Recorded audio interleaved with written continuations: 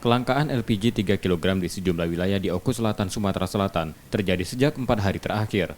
Sejumlah pengecer di kota Muara II saat ini tidak memiliki stok gas melon untuk dijual. Sulitnya LPG ini didapat setelah pengecer akan melakukan pembelian, namun di sejumlah agen kosong. Udah 4 hari.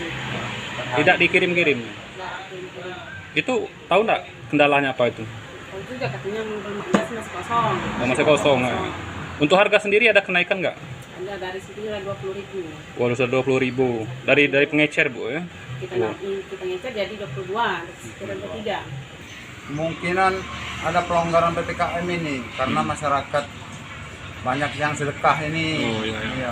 Sudah dibolehkan sedekah kan? Iya, dibolehkan sedekah ini, laju kemungkinan ada kenaikan harga. Jadi permintaan gas itu banyak, ya. Iya, permintaan gas itu banyak.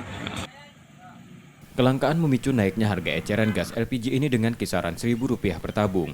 Saat ini mereka mendapatkan gas di pangkalan dengan harga Rp20.000 dari sebelumnya Rp19.000 per tabung. Membuat pengecer menjualnya di kisaran Rp22.000 sampai Rp23.000 per tabung.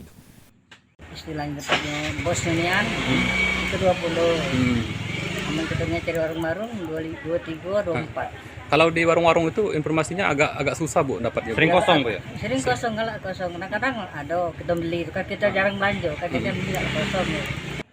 Kelangkaan gas melon sering terjadi di kabupaten ini. Sangat dikeluhkan warga karena selain sulit juga mahal. Setia Budi, Kompas TV, Ogan Komering Ulu Selatan, Sumatera Selatan.